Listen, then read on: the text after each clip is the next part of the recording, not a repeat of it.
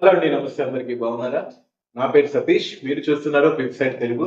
So బంగారం గురించి ఎంతోగానో ఎదురు చూస్తున్నారు. బంగారం రేట్లు ఎప్పుడు తగ్గుతాయి, ఎప్పుడు తగ్గుతాయి అని. సో మనందరికీ శుభవార్త ఏంటంటే బంగారం రేటు చాలా వరకు తగ్గింది.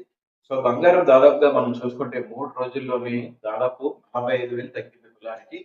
సో ఇది మరి ఎంతవరకు తగ్గుతుంది? ఇంకా తగ్గుతుందా? లేకపోతే పెరుగుతుందా? అసలు బడ్జెట్ తర్వాత బంగారం విపరీతంగా తగ్గిపోద్దన్నారు. ఆ మాటలు ఎంతవరకు నిజం? అవన్నీ కూడా మనమైతే ఈ వీడియోలో తెలుసుకుందాం. సోమవారం ఉదయం మార్కెట్లు తెరుచుకోగానే బంగారం, వెండి ధరలైతే డమాలన్నాయి. బంగారం, వెండి ధరలు ఎంత వేగంగా రికార్డులైతే సృష్టించాయో అయితే అంత వేగంగా పతనమవుతున్నాయి.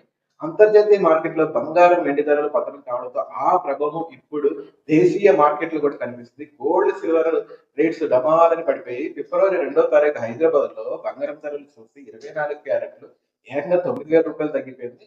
సో మనం ఇప్పుడు 24 క్యారెట్ల బంగారం తీసుకుంటే ఈ రోజున్న ఆన్‌లైన్ ధర చూసుకుంటే రూ. 1,49,700 వచ్చింది. అలాగే వెండి చూసుకుంటే వెండి ఒక టైంలో అయితే మనకి 4,20,000 పైన స్థాయిలో అయితే చాలా మంది కొనడం జరిగింది. సో ఇప్పుడు ఈ రోజు కనుక రేట్ చేసుకుంటే కేవలం రూ. 2,50,000 ఉంది కిలో వెండి. సో ఇంత విపరీతంగా బంగారం, వెండి తగ్గుతుందనేది ఎవరు అనుకోలేదు. కొంతమంది అంటూ ఉన్నారు ఇంకా తగ్గాలి బంగారం రేట్ ఇంకా తగ్గాలని. చాలా మంది ఎక్స్‌పెక్టేషన్స్ అయితే 1,00,000 లేదంటే 1,20,000 గనక వస్తే చాలా బాగుంటుంది అన్నారు. ఇంకా కొంతమంది అయితే రూ. 1,00,000 80,000, 90,000 వస్తే ఇంకా హ్యాపీ అని అంటున్నారు. ఎందుకంటే మీ అందరికీ తెలిసిన విషయమే. మధ్య తరగతి వాళ్ళు గాని, పేదవాళ్ళు గాని బంగారం కొనలేనంత ఎత్తుకి ఎదిగిపోయింది. సో, మరి బంగారం కొనలేకపోతుంది కదా! అట్‌లీస్ట్ వెండైనా కొందాం అనుకుంటే వెండి అయితే 4,00,000 అయిపోయింది. సో, ఇప్పుడు తగ్గడం వల్ల చాలా మంది ప్రజలైతే సంబరం చేసుకుంటున్నారని చెప్పొచ్చు. మరి తగ్గుదల ఇంకా ఎంతవరకు దారితీస్తుందంటే డెఫినెట్‌గా మనం వెండి అయితే మాక్సిమం 1,80,000-2,00,000 వరకు రావచ్చు అని చెప్తున్నారు. ఇంకా బంగారం అయితే చాలా మంది ఎక్స్‌పెక్టేషన్స్ అయితే 1,50,000 నుంచి లేదంటే 1,30,000 మధ్యలో అయితే ఉండి స్టాండర్డ్ అవుద్దంటున్నారు. ఈ ధరలు మరింత తగ్గాలని అయితే చాలా మంది కోరుకుంటున్నారు. సో, మరిప్పుడు తగ్గుతున్నప్పుడు ఇప్పుడు కొనడం కరెక్టా? ఇన్వెస్ట్ చేయడం కరెక్టా? అంటే మరికొన్ని రోజులైతే వెయిట్ చేయాలని చెప్పేసైతే అందరూ కూడా చెప్తూ ఉన్నారు. ఎందుకంటే తగ్గుతున్నప్పుడు అది ఎంతవరకు వెళ్తుందో తెలీదు. వన్స్ తగ్గి ఒక్కసారిగా మళ్ళీ పెరగడం మొదలుపెట్టినప్పుడు ఇమ్మీడియేట్‌గా బుక్ చేసుకోవాలి. ఎందుకంటే అందరూ కూడా లాభాలు తీసుకుంటున్నారు. తక్కువ రేట్‌లో కొని పెరిగినప్పుడు ఆటోమేటిక్‌గా అందరూ కూడా అమ్మకాలు మొదలుపెడతారు. అందరూ కూడా స్వయంగా లాభాలు తీసుకుంటున్నారు.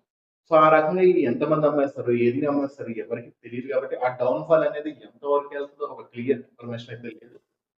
సో, ఇప్పుడైతే ట్రంప్ గారు తీసుకుంటున్న నిర్ణయాల వల్ల ఆటోమేటిక్‌గా పెరిగింది.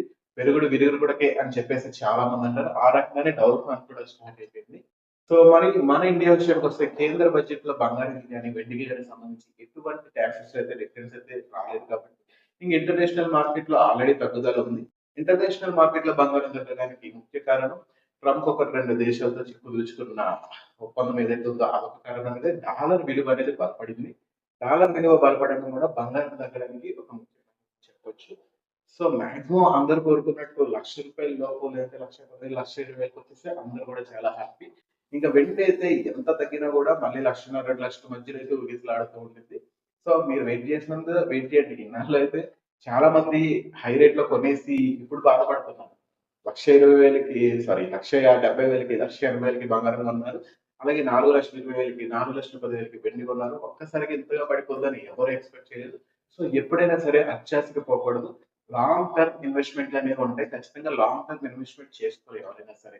అంటే ఈ రోజు కొని ఈ రోజు అమ్మేస్తే మనకి లాభం వచ్చేది. లేదా ఈ రోజు కొని వారం తర్వాత అమ్మేస్తే లాభం వచ్చిద్ది అనుకున్నోళ్ళు ఎప్పుడు కూడా ఇట్లాగే పొరబడతారు. కాబట్టి ఎంతవరకు డౌన్ అవుతుందో చూసి మీరు కనుక బంగారం లేదా వెండి కొనాలనుకుంటే అప్పుడు డెఫినిట్‌గా మీరు ఇన్వెస్ట్‌మెంట్ చేసుకుంటే అది కూడా ఒక సంవత్సరం, 2 సంవత్సరాల పైన నేను ఉంచుకోగలను. తర్వాత నేను లాభంగా తీసుకుంటాను అనుకున్నోళ్ళు మాత్రమే బంగారం, వెండి మీద ఇన్వెస్ట్ చేయండి. లేదంటే అత్యవసరం పెళ్లుంది, ఫంక్షన్ ఉంది కొనాలి అనుకుంటే కొనండి. అంతే తప్ప ఇలా గ్యామ్లింగ్ ఇది. మార్కెట్ గ్యామ్లింగ్ అని చెప్పొచ్చు ఒక రకంగా. ఆటోమేటిక్‌గా వాళ్ళే పెంచుతారు. ఆటోమేటిక్‌గా వాళ్ళే తగ్గిస్తారు. కేవలం 8-10 మంది చేతుల్లో ఉండిద్ది ఇదంతా కూడా. సో ఇవన్నీ కూడా మీరు ఎక్స్‌పెక్ట్ చేసి తెలియకుండా ఎక్కువ పెట్టుబడులు పెట్టేస్తే మాత్రం దాంట్లోంచి తేరుకోవడానికి చాలా చాలా టైం పడుతుంది.